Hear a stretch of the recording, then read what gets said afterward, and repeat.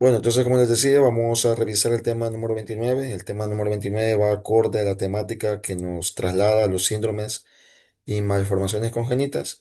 Vamos a ver que a lo largo de ese tema básicamente vamos a encontrar bastantes formas de aplicación de los distintos temas que se les han dado previamente y cómo pues se van a ver reflejados directamente en estas malformaciones congénitas. Vamos a entender el por qué algunas estructuras que les han ido enseñando poco a poco en los diferentes temas básicamente se terminan dando un proceso de malformación, lo que va a ocasionar a la larga, que le digo, básicamente alteraciones tanto físicas, conductuales y cognitivas en los diferentes pacientes que experimentan estos síndromes. La ruta de aprendizaje que vamos a tener para todo este tema van a ser cuatro puntos los que vamos a tratar de enfocarnos.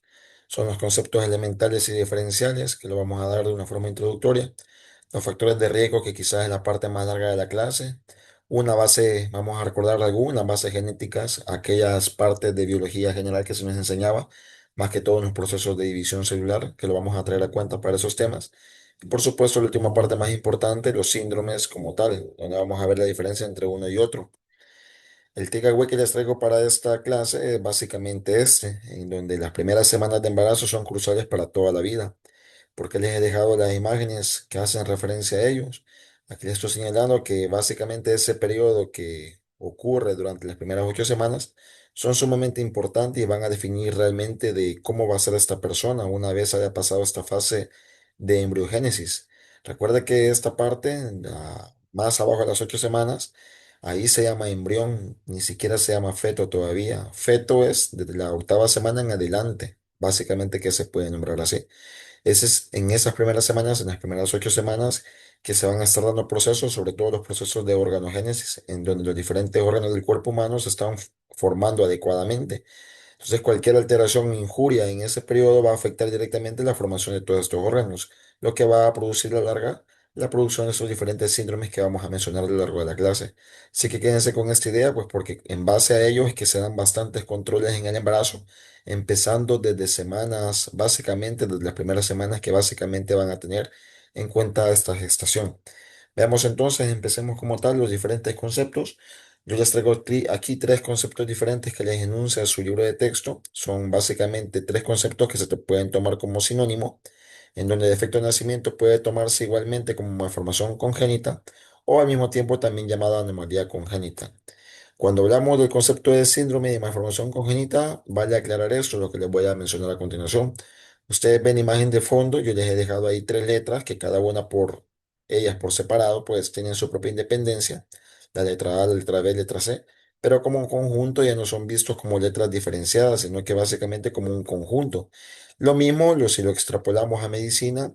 Acá en medicina nosotros le damos síndrome a un conjunto de síntomas o signos que van a tener en este caso y específicamente para este tema una causa común específico.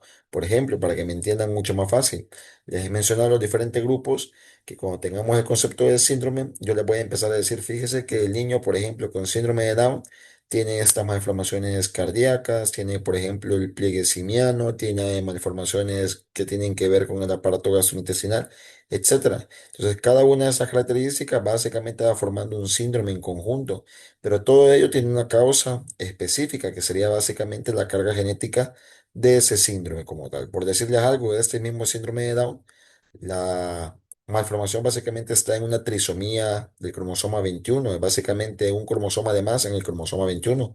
A partir de ese error genético es donde se empiezan a ocurrir diferentes tipos de anomalías que van a impactar directamente en la vida o directamente en las propias características de ese paciente con síndrome de Down.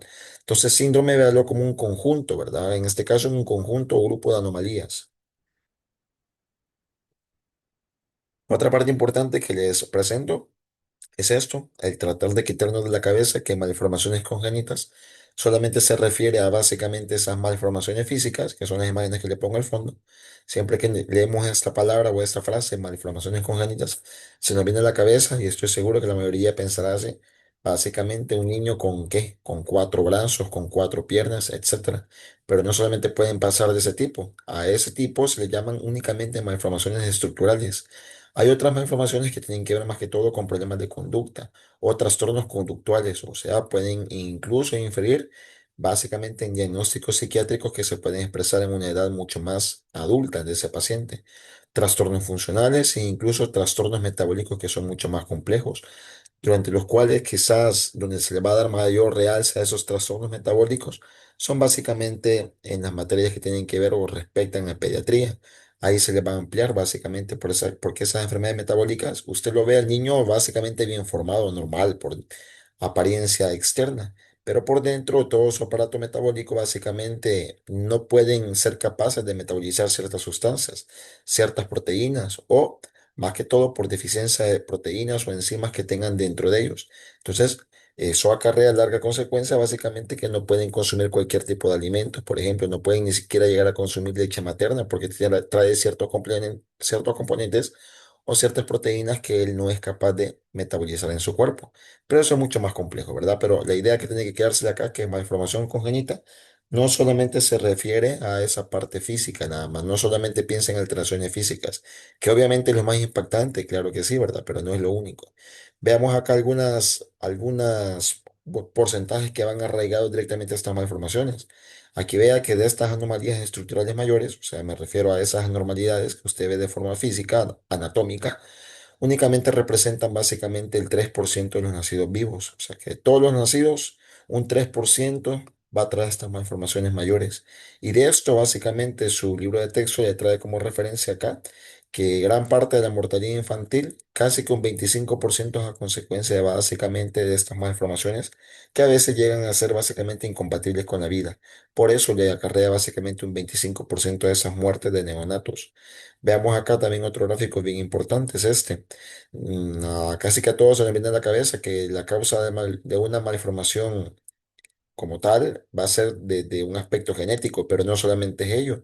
Vea que el aspecto genético solamente ocupa el 30%. También están implicadas causas ambientales, como por ejemplo un 15%. Pero las causas que más lo van a generar directamente este origen o esta génesis de todas estas malformaciones congénitas se debe más que todo a una mezcla que se le va a llamar causas o factores multifactoriales, ¿sí? O sea que no solamente se ve implicado el factor genético, puede ir el factor genético mezclado con otras varias causas, ¿verdad? Que dependiendo del contexto de esa persona, el ambiente que le rodea, ¿sí? Síndromes culturales, mejor dicho, características culturales, pueden llegar a influenciar directamente en la malformación de ese recién nacido. Entonces, para que tenga presente eso, que siempre es la causa multifactorial la que va a la cabeza como el origen de todas estas malformaciones. Otro gráfico sumamente crucial es este. Aquí vea en el eje de las X, en este gráfico, aquí vemos casi que una campana, ¿verdad? Que se forma. Vea dónde se incrementa esa probabilidad de riesgo. Eso que está viendo hacia arriba, toda esta gran campana que vemos aumentada, es el riesgo creciente. Vea dónde se ubica o a dónde básicamente se va a centrar ese gran riesgo. Principalmente se centra en el periodo embrionario. El periodo embrionario, como le decía al principio, básicamente acarrea las primeras 8 semanas. Es durante ese periodo, entre la tercera y la octava semana, en donde se van a estar dando principalmente todos los procesos de organogénesis. O sea que esa etapa es bien crucial porque ahí se están formando adecuadamente los órganos, lo que le vaya a llevar a determinar si ese niño va a ser normal en ese aspecto, ¿verdad? Si no va a tener órganos mal formados o no. Ese periodo es sumamente crucial para esa etapa. Vean entonces que después de la octava ya sigue el propio periodo fetal. Ahí ya se le puede llamar con certeza feto. Que si los factores de riesgo que implican o que impactan en estas semanas pueden afectar en el periodo fetal, sí, también, ¿verdad? Pero con muchas menos implicaciones, ¿sí? O sea que son muchas más graves las consecuencias de que un órgano no se forme adecuadamente que las implicaciones que cuando un órgano ya está formado. Aquí todavía todos los factores que vamos a mencionar, si se dan en este periodo fetal, obviamente que pueden llegar a impactar al recién nacido, pero básicamente no van a ser de la misma importancia o de la gran magnitud que las que se originan directamente en este periodo. Recuerde que aquí se están formando órganos, sumamente crucial si el proceso es normal o no, ¿verdad?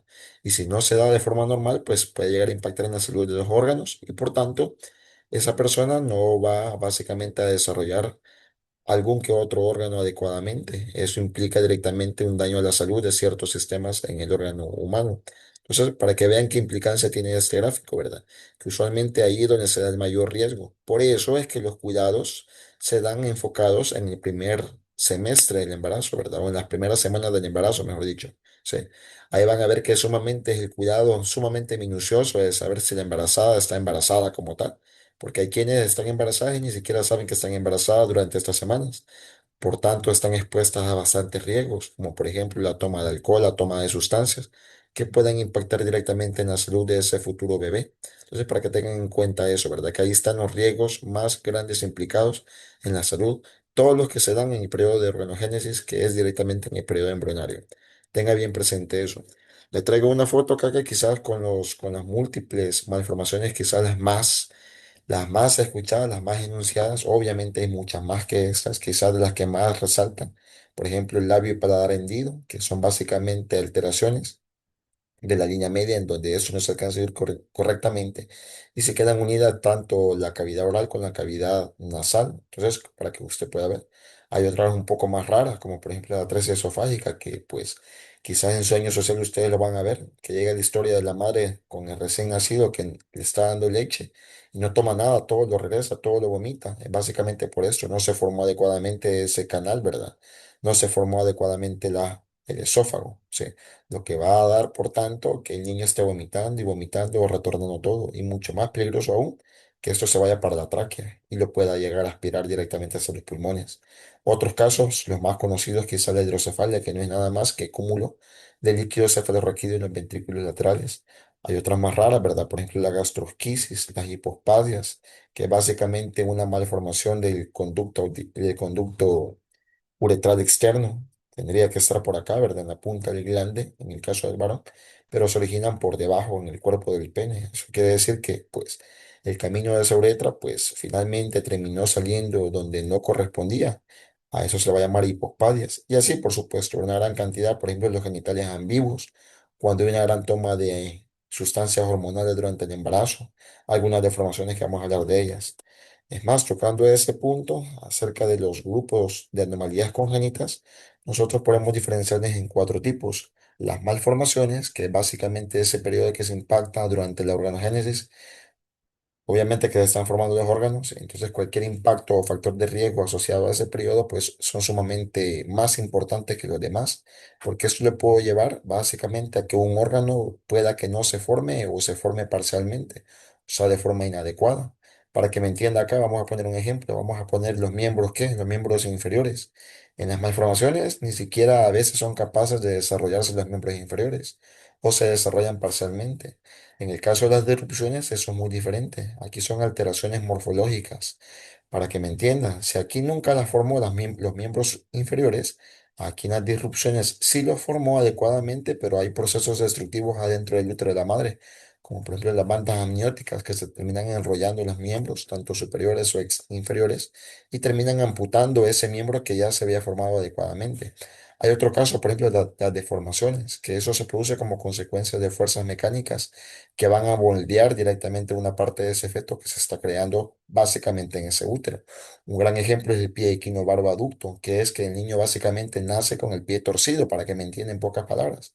Un pie torcido hacia adentro, ¿verdad? Y esa marcha pues no va a ser eficiente, no va a ser correcta cuando el niño quiera empezar a caminar. Pero eso es básicamente por una mal posición adoptada durante ese periodo fetal. No fue que la pierna o ese tobillo o ese pie se desarrolló anómalamente, sino que básicamente fue una fuerza mecánica la que terminó deformando. Esa deformación al final puede incluir básicamente hasta daños nerviosos, lo que van a impedir directamente que ese niño vaya a caminar o vaya a marchar directamente como se corresponde, ¿verdad? Finalmente, el síndrome, que lo que le decía es un conjunto de anomalías, un conjunto de signos síntomas que básicamente se van a agrupar con una causa o origen en común. Ahí está para que me entiendan las diferentes imágenes. En las malformaciones a veces ni se forman, ¿verdad? Ni se forman o se forman parcialmente. En las disrupciones, como le digo, son procesos destructivos dentro del útero. Esto es el útero de la madre. Ahí está el líquido amniótico, ve al niño. Se había desarrollado bien, pero son esos procesos destructivos, las famosas bandas amnióticas, las que se terminan básicamente enrollando en esos miembros o en parte de los miembros y terminan amputando, ¿verdad? Puede ser cualquier parte en la que termine. Mira hasta dónde son los daños, incluso hasta a niveles faciales. Veamos otros, las deformaciones, lo que le decía, una posición anómala dentro del útero de la madre. Básicamente va a definir esto, que el pie, en este caso el pie equinovaro aducto, pues quede de esta manera, queda torcido, ¿verdad? Entonces esto va a originar obviamente daños en todos los nervios que están pasando directamente para este pie, lo que va a originar al mismo tiempo una lesión ortopédica, sí, básicamente una lesión nerviosa que se va a quedar permanente y va a hacer que el niño no marche correctamente. El síndrome, como le digo, como cuando le digo, por ejemplo, el síndrome de Down, a nosotros siempre se nos viene a la mente la cara característica de estas personas, ¿verdad? Con este síndrome, son caritas pues que siempre tienen en común esto, ¿sí? La forma de la cara como tal, esos rasgos faciales característicos de ellos, pero nosotros lo que menos pensamos son en todas las consecuencias, anomalías interiores, como por ejemplo estas anomalías cardíacas, en donde a veces los vasos pueden salir montados uno encima de otro. Hay, ¿que le digo?, comunicaciones interventriculares que no tendrían que estarse dando, o sea que el tabique a veces está mal formado, se están comunicando la cavidad derecha con la cavidad izquierda. Hay hernias umbilicales, hay estenosis intestinales, hay por supuesto una predisposición a formar ciertos cánceres de sangre, como por ejemplo la famosa leucemia, etcétera, ¿verdad? Pero eso no lo vemos directamente cuando vemos a estos niños con síndrome de Down, sino que solamente nos damos cuenta de las causas que nosotros se nos hace más fácil de identificar a la vista. Otro contenido son, eso es lo que le decía, la parte más larga de la clase quizás, las causas de anomalías anatómicas congénitas más frecuentes. Ahí se las dejo desde este momento atrás. Causas genéticas, causas de radiación, causas de agentes infecciosos e incluso sustancias que no tendrían que consumirse. Dentro de la más famosa, los agentes infecciosos resaltan estos virus. Virus de la rubiola, el citomegalovirus, actualmente en nuestro país, por nuestra zona, básicamente Centroamérica fue atacado en los últimos 10 años por un gran brote de Zika en el 2015 aproximadamente, ¿verdad? El toxoplasma, sí, pero esos tres virus, a excepción del Zika, ya son tratados históricamente porque se sabe que producir infección en madres que están embarazadas en el primer periodo del embarazo, obviamente pueden llegar a degenerar en estas consecuencias para el recién nacido, ¿verdad? O directamente para el embrión que se está creando en ese momento. Entonces, no es tanto la infección en el adulto lo que preocupa en la madre, sino que las consecuencias que eso va a degenerar directamente en el embrión que se está formando. Vea qué tipo de consecuencias son las más frecuentes: defectos en el cerebro, en el corazón, ojos, pérdidas auditivas, disfuncionales, ¿sí? En cuanto a la visión o a la salud visual. Veamos acá también otro dato bien importante, la famosa microcefalia, que es lo que más se cuida.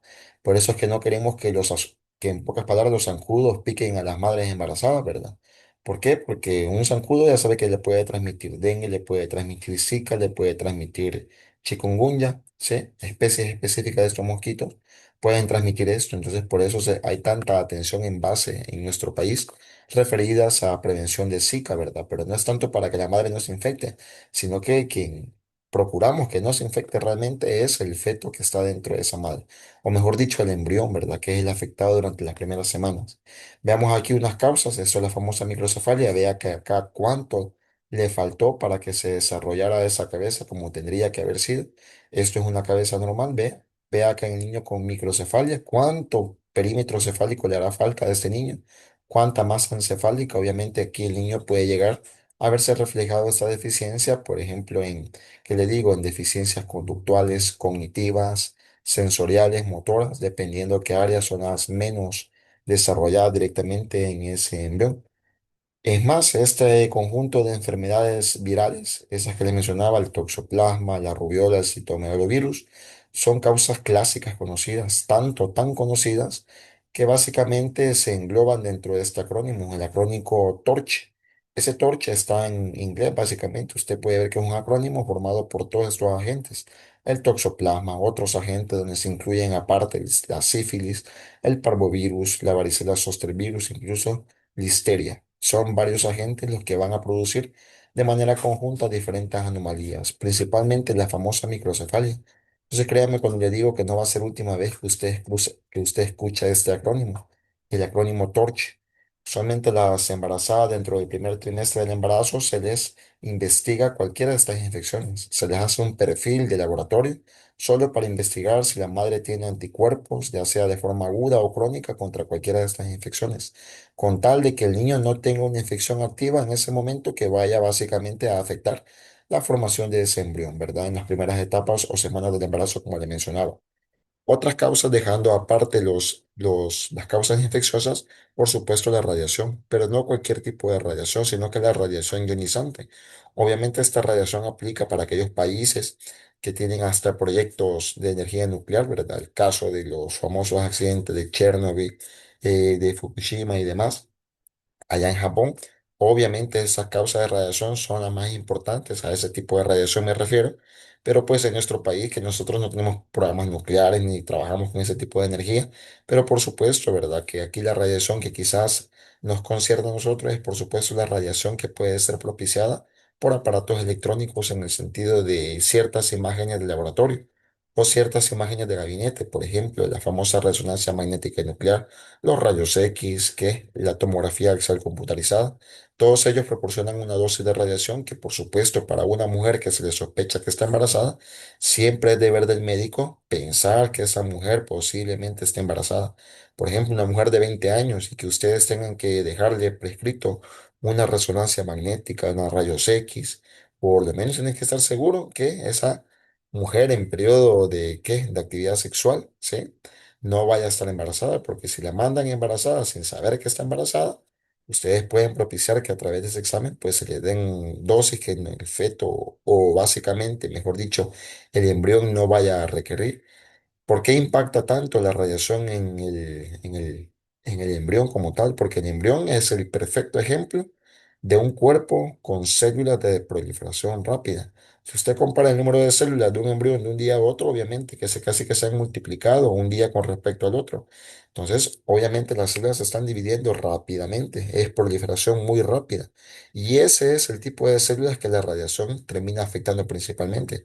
Por eso llegamos a casos incluso en donde estos niños, por ejemplo acá, quizás es el impacto visual más grande, ¿verdad? Niños con ausencia o malformación de extremidades o incluso formación extra de otras extremidades, ¿sí? Pueden causar este impacto visual a la vista, ¿verdad? Cuando usted ve este tipo de anormalidades, más que todo estructurales. Obviamente esos son ya alta dosis de radiación que se ha logrado llegar a esas etapas, ¿verdad? Pero básicamente, pues es por eso que mencionaba el impacto que suele tener ese tipo de radiación o factor que tiene que ver con el agente físico, como lo es, en este caso, la propia radiación. Otros factores, por ejemplo, los medicamentos, e incluso agentes químicos, ¿verdad? Sí. Aquí les traigo a cuenta la historia de la talidomida. La talidomida es el ejemplo práctico de por qué ahora en día todo medicamento es controlado en el sentido que se les pone una etiqueta si es de grado A, grado B, grado C, grado, porque en ellos ahí se explica si realmente puede ser tomado por una mujer en el periodo de embarazo o no.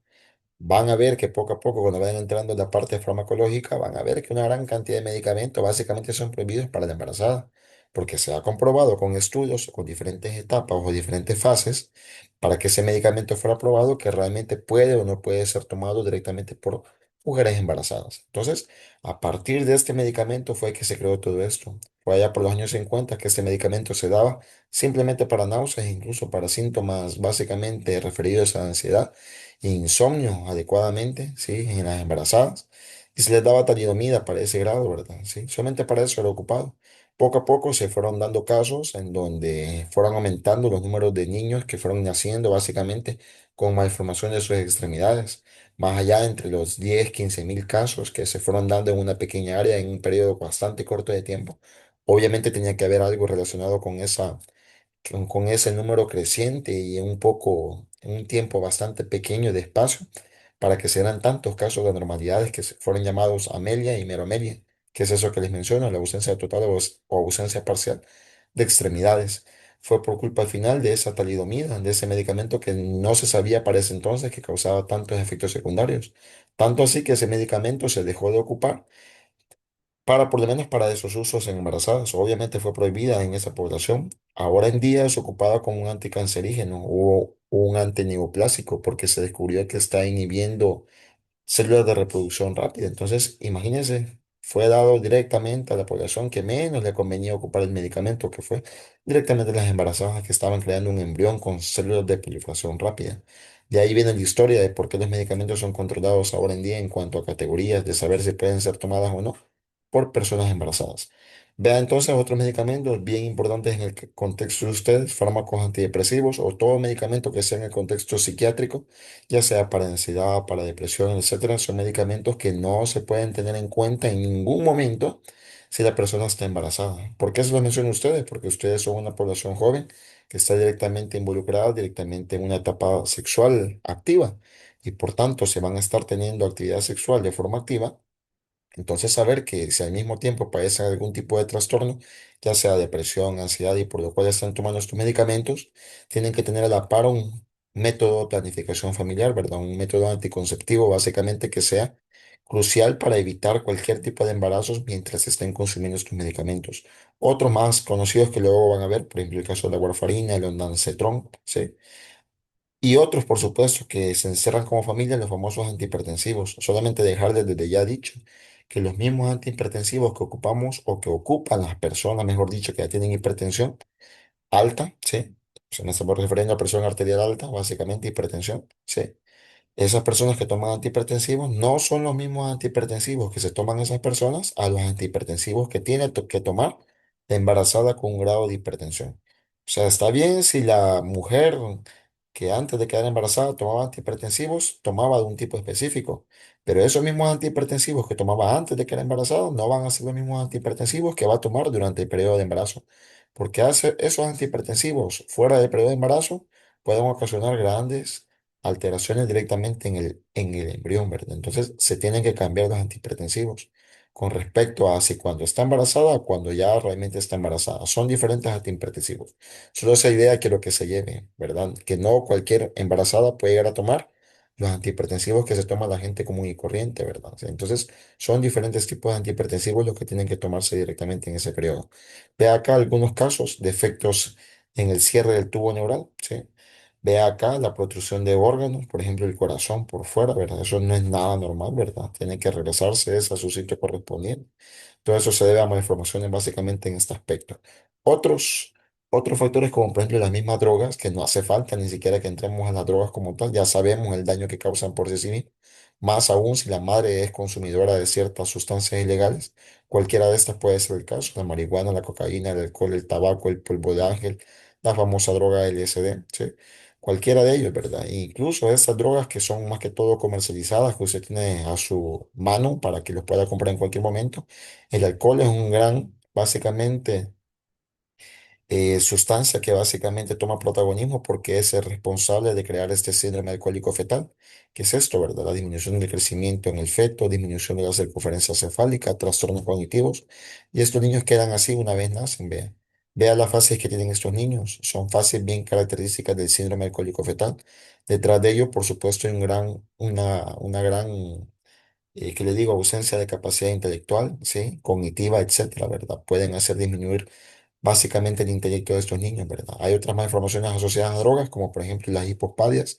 Esto es un pene pequeño para que vea ahí dónde está la formación del orificio uretral externo.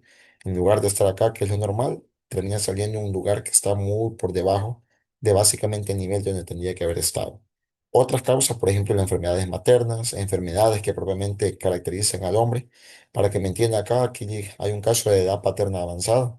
Con esto me refiero a que no es lo correcto pensar que los hombres que aún así, si bien se sabe que se siguen produciendo espermatozoides a edades bien prolongadas, más allá de los 60, 70 años, tampoco quiere decir que pues es la edad para que el papá pues tenga hijos, ¿verdad? Sí, es cierto que sigue produciendo espermatozoides, pero hay que preguntarse qué tanta calidad es ese espermatozoide, qué tanta calidad es ese semen que le está dando directamente a la madre porque pues la calidad genética de ese semen no va a ser totalmente adecuada, ¿verdad? Entonces, a partir del padre en una edad avanzada puede generar básicamente trastornos o anomalías congénitas en ese recién nacido, ¿verdad? Básicamente por el tipo de herencia que le está dando.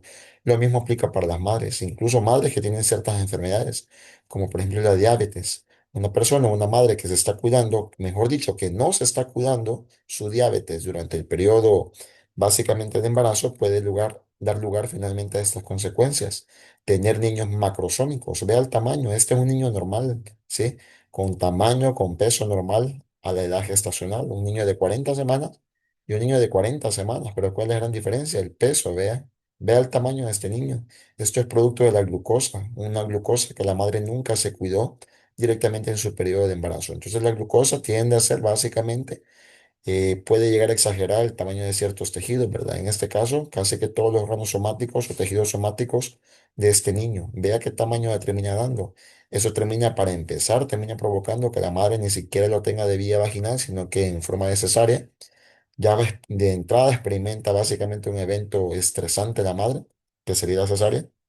Y este niño, pues, se lo podría ver sano al principio, ¿verdad? Es más, le digo a los demás grupos que las madres, usualmente en nuestro contexto nacional, quizás por ignorancia más que otra cosa, ellas se alegran, ¿verdad?, de tener un niño tan grandecito, un niño tan gordito, dicen, ¿verdad? Qué bendición, dicen.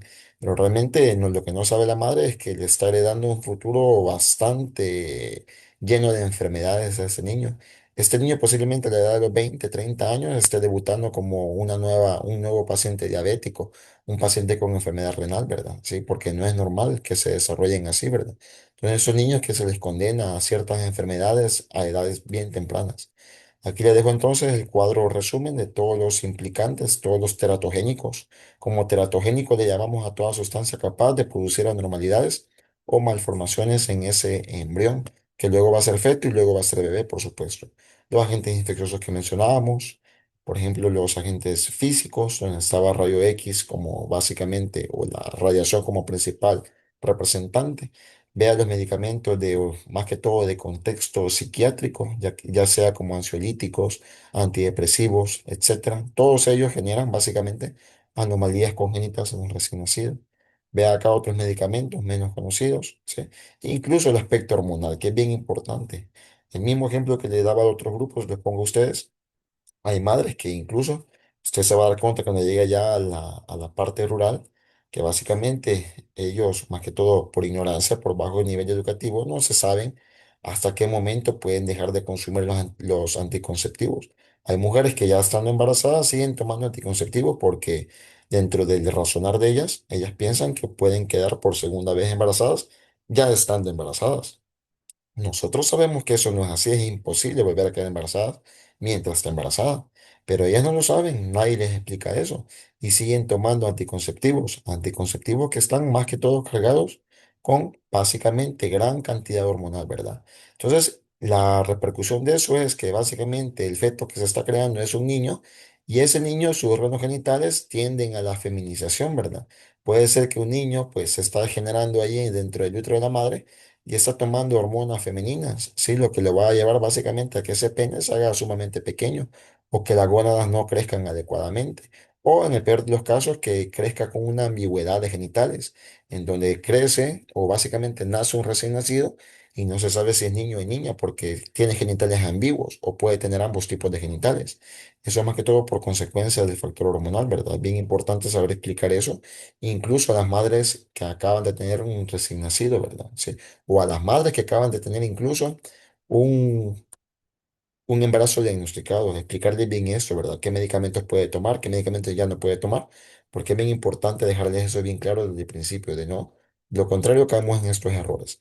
Una parte, como le decía, una parte importante de la clase era tocar esto, era traer a cuenta y caso el proceso de división celular. Solamente para esto me voy a aplicar a básicamente los conceptos más generales que les dieron en biología general, que yo espero que les hayan quedado bien claro, porque eso depende bastante de lo que me vayan a entender con respecto a los síndromes que vamos a ver en la última parte. Y son estos dos procesos. Traigamos a cuenta los dos procesos de división celular. La famosa mitosis comparada con la meiosis, ¿sí? La mitosis, ¿para qué aplicaba? La mitosis básicamente, usted vea, se la he dejado con las animaciones, para que le quede lo más fácil posible, ¿verdad? De entendimiento. ¿A qué se refiere una mitosis? Una misma célula termina generando una copia idéntica a ella. ¿Sí? Básicamente, eso pasa con todas las demás células que se ubican en el cuerpo. A esas células llamamos células somáticas, ¿sí? Ve acá la cantidad de cromosomas que cada una tiene por separado, ¿sí? Entonces, básicamente esta mitosis crea copias idénticas de las células. Muy diferente es la división celular que le llamamos meiosis. A la división de meiosis hay dos procesos de meiosis. Una meiosis uno, donde se crean dos células, y a partir de dos células en adelante, cuando se van a dividir en cuatro, ya hay un nuevo proceso que se llama meiosis 2. Recordar que así como estas son específicas para células somáticas, o sea, casi que todos los tejidos del cuerpo, estas únicamente aplican, la meiosis solamente trabaja para hacer células muy diferentes una con respecto a la otra. Usted ve acá los productos, cada célula es diferente color para que entiendan la simbología y cada una tiene básicamente un contenido genético totalmente diferente uno con respecto al otro. Básicamente que de un padre nacen cuatro hijos diferentes, para que me entienda diferente o me entienda mucho mejor todavía.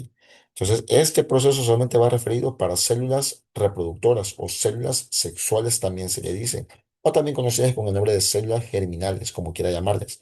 ¿A quiénes van a aplicar entonces, en pocas palabras, estos? A la división de los espermatozoides y de los óvulos cuando se encuentran en formación.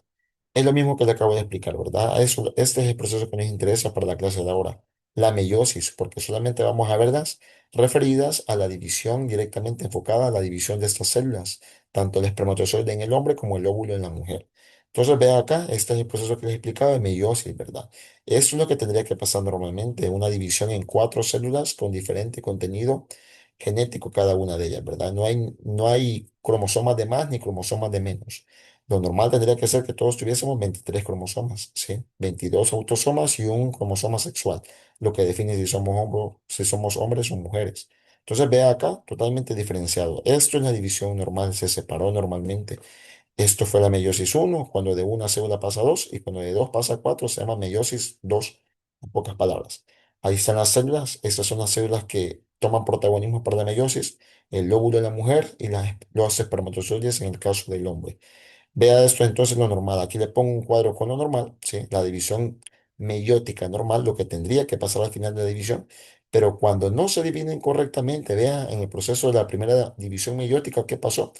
Pasó mal, ¿verdad? No se dio correctamente la división. Tenga en cuenta esta palabra, no disyunción. La no disyunción, en pocas palabras, de forma resumida, es que no se dividen correctamente, ¿verdad? No disyunción, ¿sí? Ve acá lo que tendría que haberse dividido de esta forma, ¿sí? Se quedó así, se quedaron los dos pares en la misma célula. A una le quedaron cromosomas de más, 24 cromosomas, y a la otra le quedaron cromosomas de menos. Esto es lo que termina finalmente ocasionando los diferentes síndromes que vamos a ver a continuación.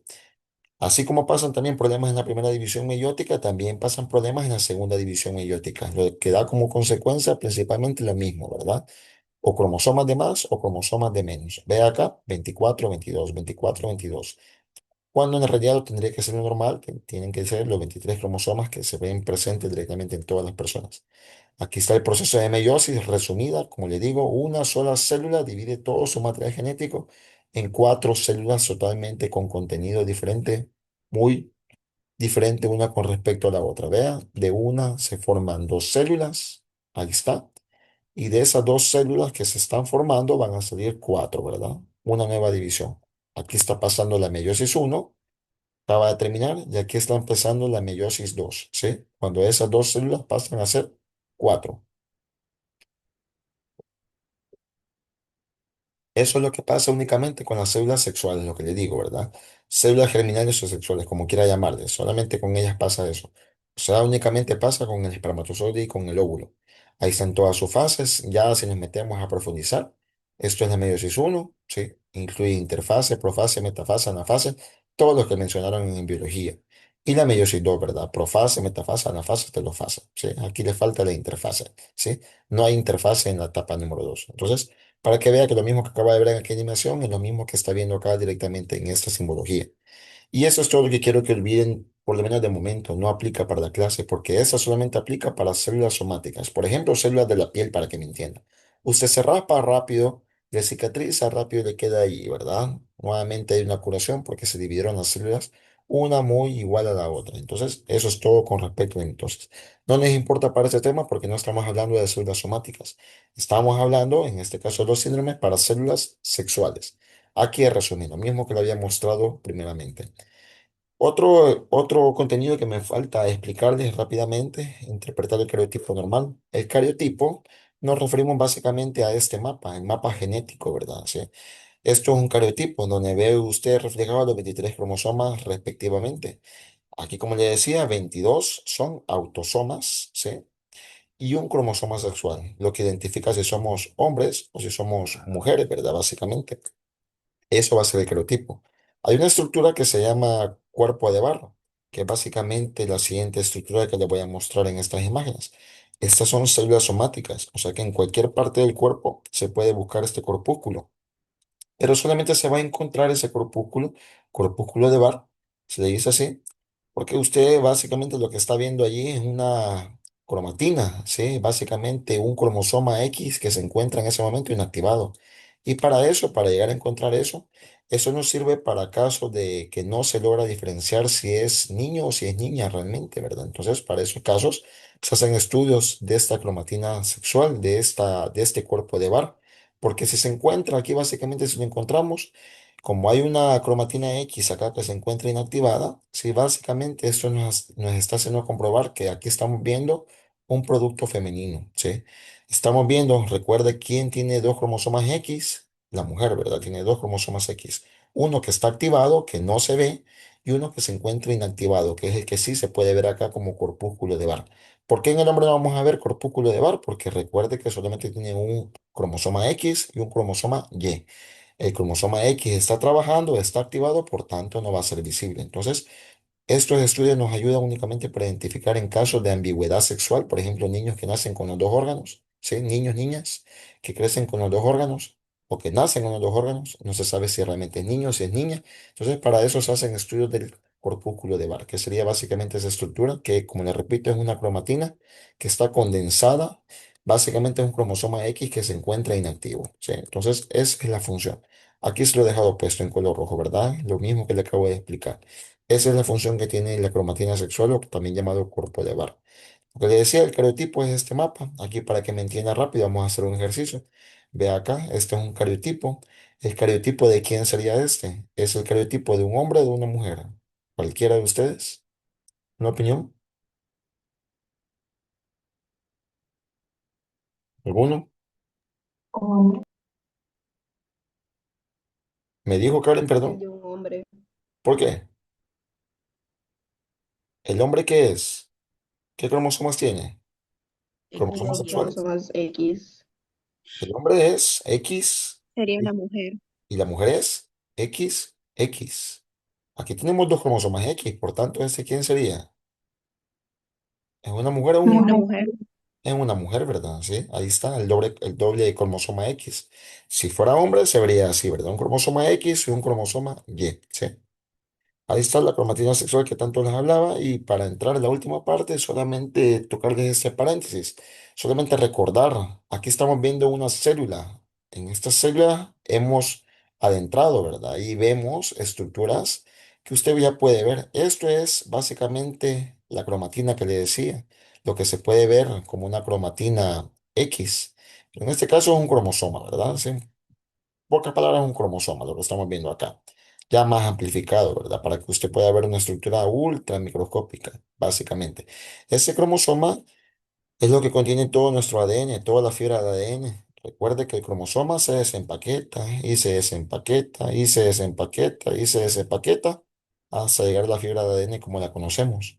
Ahí es la fibra que conocemos, la que siempre hemos conocido en todas las diferentes materias. Ahí está, la hebra de ADN se enrolla y se enrolla, se enrolla en histonas. Las histonas se enrollan una sobre otra y hace finalmente el cromosoma. De tal manera que las anomalías, estas anomalías que se van a ver en los diferentes síndromes, pueden ser su origen acá, en las diferentes bases génicas o diferentes modificaciones en el cromosoma. ¿Dónde va a haber un mayor problema? Obviamente si hay cambios en el cromosoma, porque recuerde que aquí únicamente se está afectando un gen. Pero si se afectan parte del cromosoma, se están afectando una gran cantidad de genes. ¿Sí? Es la diferencia. Aquí es la primera de ellas. Mutaciones génicas. Son las más simples, por así mencionárselo. Ni siquiera quisiera decírselos como simples, porque mire qué tipo de enfermedades llega a crear. Una simple mutación génica, por ejemplo, un cambio de base, ¿verdad? Que después, recuerde que la forma en que va esto, las diferentes bases nitrogenadas, tiene un orden determinado, así como las está viendo, ¿verdad? La citosina, adenina, timina, ¿sí? En ese orden. Pero si hay un cambio de esas bases, que en lugar de una adenina se cambie por una citosina, vean acá cómo cambia el patrón. Ese simple cambio puede lugar a dar a la expresión de ciertas enfermedades, como por ejemplo la anemia falciforme, la fenilcetonuria, la fibrosis quística, etcétera. Enfermedades que luego ustedes van a ver la complejidad de cada una de ellas. Y solamente fue por un cambio de base, nada más a nivel genético. Ahí están, ¿verdad? Los cambios de bases. Esto, ¿verdad? Simplemente por esto. Aquí se cambia algún gen, ¿verdad? Y eso es suficiente para crear la expresión de una enfermedad como tal. Esto mismo, ¿verdad? Vean acá, una secuencia original, se elimina alguna de estas bases. Esto, ¿verdad? Este fue el cromosoma original. Esto es lo que se quería tener. Y este es el cromosoma mutado, finalmente, ¿verdad? Solamente por un cambio de bases. Pero muy diferente es cuando se cambian parte de un cromosoma. Recordemos rápidamente las partes de un cromosoma. Aquí es lo que le había mostrado ya, para que recuerde que la fibra de ADN está contenida ahí, ¿sí? Haciendo varios grupos para llegar finalmente a esto. Hasta el tamaño les dejo aquí para que usted compare uno con respecto al otro. Muy diferentes son las mutaciones cromosómicas, donde cada cromosoma, pues recordemos, tiene partes, un brazo corto, un brazo largo, la parte central que es el centrómero, el telómero en los extremos. Cada una de ellas tiene diferentes partes. Y ese cambio de partes da lugar a mutaciones mucho más complejas todavía. ¿Que cómo pueden ser estas mutaciones? Pueden ser de diferentes tipos. Pueden ser de lesiones. Ve acá, este es el original. Mire cómo queda después de la mutación, más cortito, después de una lesión. O sea, esto que estamos viendo acá. Hay deleciones, hay duplicaciones, hay translocaciones, hay inversiones, hay inserciones. Cualquiera de ellas, lo que va a modificar es finalmente la expresión genética que va a dar paso directamente a diferentes síndromes que vamos a ver a continuación.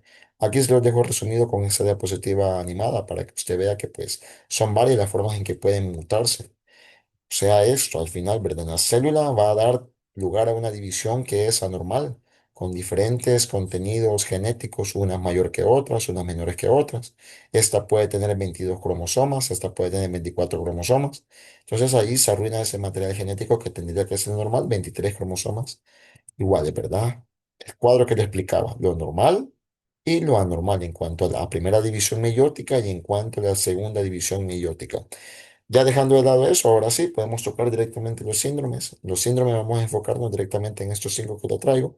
Perdón, seis diferentes síndromes. Vamos a verlos uno por uno.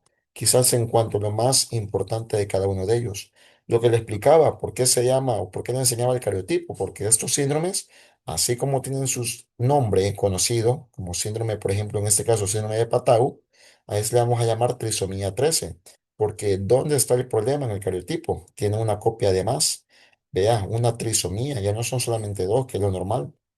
Ya hay una más, una copia de más. Por eso se llama trisomía 13, porque el problema está en el cariotipo número, perdón, en el cromosoma número 13. El cariotipo ese, el problema está ubicado en el cromosoma número 13. Ahí está una copia de más. Esa copia de más, da lugar a que todo este paciente tenga todas estas anomalías: discapacidad intelectual, sordera, labios y paladar hendidos y la famosa holoprosencefalia. Casi que si ustedes pueden confirmar esa holoprosencefalia en ese niño con esos aspectos, por ejemplo, que ustedes detecten una holoprosencefalia, que un niño con el labio y paladar hendido, básicamente que están viendo en vivo un síndrome de Patau, ¿verdad? Casi que es signo patognomónico la holoprosencefalia. ¿Y qué sería eso? Es básicamente un niño que se le descubre que tiene los dos hemisferios cerebrales unidos. Ni siquiera se han dividido el izquierdo y el derecho, sino que se encuentran como uno solo. Vea la incidencia, es bien rara, ¿verdad? ¿Sí? Así como hay no separación adecuada de los hemisferios cerebrales, eso da lugar a malformaciones en la línea media del cuerpo, lo que explica directamente este labio y paladar unido. Incluso a veces los niños nacen con un solo ojo, lo que hace parecer como que si fuera el famoso personaje mitológico que se llama Cíclope, ¿verdad? Entonces, hay defectos en la línea media del cuerpo, pero todo es a consecuencia de esta holoprosencefalia. Vea entonces las incidencias, la patología que produce en el aspecto básicamente si nos ponemos a hablar solamente de números y porcentajes. Vean que son bien raros los que nacen, uno por cada 20.000 nacidos vivos. Y si nace, si este niño fue tan afortunado de nacer, puede que no pase el segundo filtro, ¿verdad? En el cual quizás la gran mayoría, el 90% de ellos, que mueren el primer mes, y son bien contados, son bien raros, ¿sí? Los que llegan a vivir más de un año de vida, ¿sí? Solamente el 5% nada más sobrepasa ese año de vida, ¿sí? Por eso es que casi no encontramos estos pacientes a mayores edades, ¿verdad? Porque la mayoría mueren en esa infancia temprana. Lo que le decía el cariotipo es una trisomía 13. Vea los fenotipos, aquí está lo que se expresa de forma visual. Hay polidactilia, o sea que tienen dedos de más, labio paladar hendido, sordera, microftalmia, que se refiere a ojos pequeños, coloboma, que es básicamente un iris cortado, casi que una en forma de hendidura, casi que parece un ojo de, ¿qué le digo yo? De cabra, ¿verdad? Sí.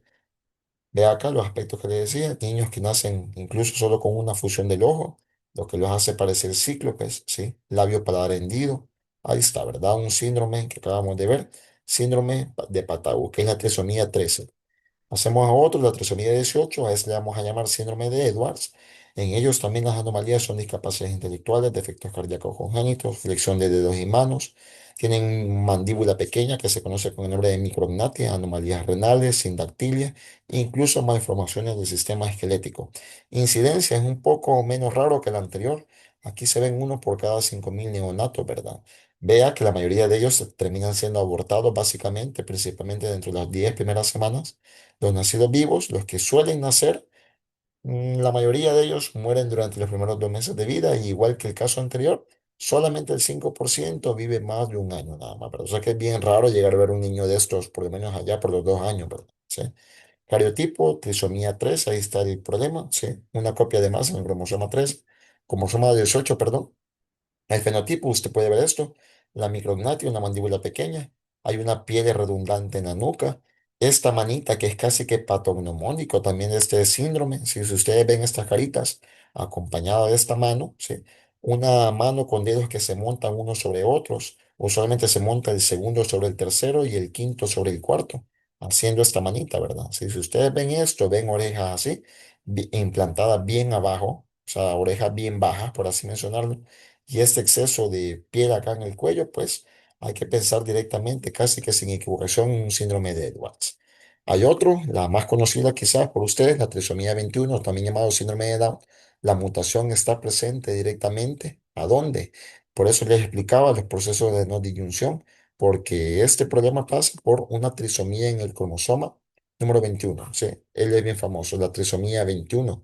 ¿Y a qué dio lugar esto? Básicamente, que principalmente no se dividieran correctamente ese material genético en cualquiera de las dos divisiones meióticas, y eso usualmente pasa cuando el óvulo se está dividiendo. O sea que estamos hablando que casi el 75% es más que todo por una herencia materna, ¿sí? Porque principalmente el error se da en los procesos de no disyunción del ovocito, del futuro óvulo.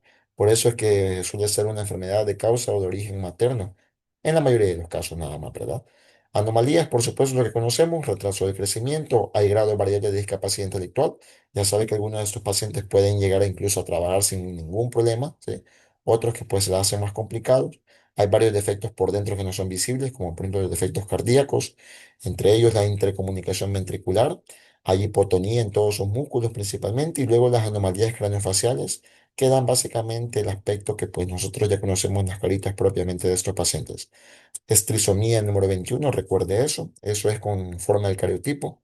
Y las anomalías que están acá. Aquí lo dejo como fenotipos y anomalías de cada uno de ellos. Ve acá también algunas anormalidades, por ejemplo, en la mano. Véase usted los pliegues de la mano. Tiene de 2 a 3 pliegues por mano, pero ellos solamente tienen un solo pliegue, a lo que se conoce con el nombre de pliegue simiano. Tiene bastante semejanza. El nombre viene pues porque si los primates, usted ve algunos primates, siempre van a tener un solo pliegue. Entonces es básicamente una referencia evolutiva que nosotros comparamos así, ¿verdad? Se le queda ese nombre, pliegue simiano, porque solamente termina siendo uno. En cuanto a otros síndromes, el síndrome de Turner, acá se lo pongo de entrada, le dejo la gran pista, ¿verdad? Él solamente lo va a ver en niñas nada más, porque es una enfermedad, un síndrome que solamente se va a expresar en niñas. El cariotipo, como le digo, es expresado solamente en niñas, van a tener cariotipo 45X. Se lo explico con el cariotipo. Ya le dije que son 22 autosomas, obviamente siempre son pareja, 22 por 2 son 44, más un cromosoma X son 45X. Solamente tiene un cromosoma X. O sea que el problema de este síndrome es que le falta totalmente un cromosoma X. La mujer tiene dos cromosomas X, se puede dar el lujo de perder un cromosoma X, pero en el caso del varón no puede darse el lujo de perder un cromosoma X, porque por lo contrario ya no sería un varón, ya no sería un niño, ¿verdad? Entonces, por esta razón solamente he visto el síndrome de Turner en niñas, por eso su cariotipo es de esta forma. Por esa razón es la única monosomía compatible con la vida. Con monosomía me refiero a eso, que solamente tiene un cromosoma nada más, se da el lujo de perder uno porque tiene dos usualmente la mujer. Vea el porcentaje, 55% de pacientes presentan monosomía del paciente de cromosoma, perdón, de cromosoma X. Y usualmente, siempre, aunque suele ser bien paradójico, el 80% de esta causa de no disyunción suele ser principalmente en el gameto masculino. O sea que fue la división del propio espermatozoide la que puede dar origen, principalmente en la mayoría de casos, a este síndrome de Turner. Las anomalías, vean, siempre hay un aspecto femenino, pero como estos, ellas pierden básicamente un cromosoma X, va a haber ausencia de ovarios y si hay ausencia de ovarios, van a tener deficiencia de todos los, básicamente, caracteres femeninos secundarios. Con ello me refiero a que ya no va a haber ciclo menstrual, no van a tener ciclo menstrual, no va a haber por tanto menstruación, no van a tener desarrollo de pechos, etcétera, ¿verdad? Y algo bien característico de ellos es este exceso de piel a los lados del cuello, ¿sí? Este famoso cuello alado, usted lo va a ver de esta manera, ¿sí? Hay varios otros síntomas más que aquí se los dejo pues simplificados con esta imagen, ¿sí? Hay varias que pueden llegar a simplificar esto. Le digo cariotipo 45X, ¿sí? Cuello alado, ¿sí? Vea, no hay pecho, no hay formación de mamas, básicamente. El cuello alado ahí se ve bien simplificado, sí. Casi que característico de ellos, patognomónico de este síndrome. Y todo lo contrario en el caso de la mujer, aquí el caso del niño, ¿verdad? Sí. Aquí son solamente varones los que van a desarrollar síndrome de Klinefelter. Si en el síndrome anterior lo que faltaba era un cromosoma X, aquí tiene un cromosoma X de más. O sea que el niño que tendría que ser XY tiene un cromosoma más X, lo que lo hace tener ciertos caracteres femeninos. Ya vamos a hablar más de ellos. Estos niños, el cariotipo va a ser usualmente cariotipo 45, 47XY, perdón, 47XY, o también puede variar a un cromosoma de más. Puede tener triple carga de cromosomas X, lo que los transforma en 48XXY, ¿sí? 3X, una Y. Entre más cromosomas X, sepa que las características femeninas pueden realzarse mucho más.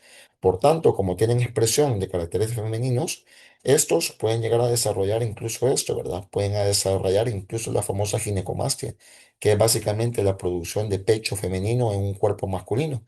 En la infancia estos niños se ven casi que normales, pero en la infancia es hasta la pubertad que en donde el hombre, pues, en teoría se desarrolla más, que básicamente el cuerpo les empieza a delatar, se empieza a formar el pecho y los caracteres masculinos, el pene masculino y el testículo, que es obviamente masculino, van a ser muy pequeños, ¿sí?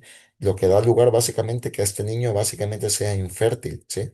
Vea, genitales pequeños y básicamente la ginecomastia que se empieza a crear en esas edades de la pubertad. Y el último síndrome, el síndrome de Cri-du-Chat, que se conoce como el síndrome de maullido de gato. Estos niños cuando lloran tienen un chillido similar a como que si un gatito estuviera llorando, básicamente, ¿verdad? El aspecto más frecuente que se ve también es una microcefalia y la discapacidad intelectual que suele ser finalmente permanente a todo lo largo de su vida. ¿Dónde está el problema? Una mutación que les permite que todo el brazo corto del cromosoma número 5 se les corte o no exista básicamente.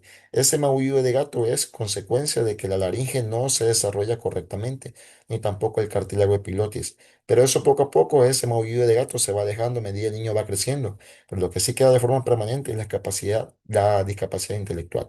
Como le digo, el cariotipo, lo que falta es el brazo corto del cromosoma número 5. Ahí está todo el problema. Se pierden todos esos genes que están ahí en ese brazo corto. Vea las caras características de estos niños. Son justamente estas, ¿verdad? Para que sepa reconocerlo.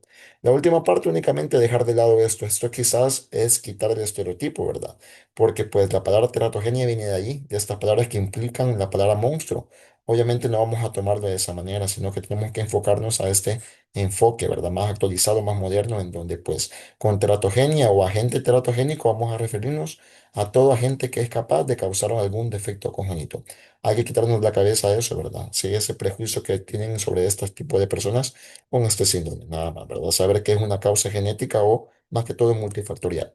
Y finalmente esto último, ¿verdad? Los propios factores que van a desarrollar o que van a tener relación con estas malformaciones, que son básicamente todos los que hemos venido discutiendo a lo largo de la clase, ¿verdad? Son agentes infecciosos, de radiación, drogas ilícitas, drogas lícitas, o sea, medicamentos, enfermedades maternas, deficiencias nutricionales y, por supuesto, la presencia de ciertos metales pesados.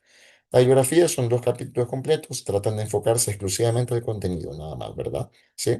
Eso sería todo entonces. Cualquier duda, usted me lo puede dejar allí al correo de forma simplificada. Sería entonces lo que tenemos para la clase de ahora. No sé si hay preguntas. Si no, pues de lo contrario, voy a pedir que activen rápidamente la cámara para tomar una foto en cuanto a la presentación. Activémosla, por favor.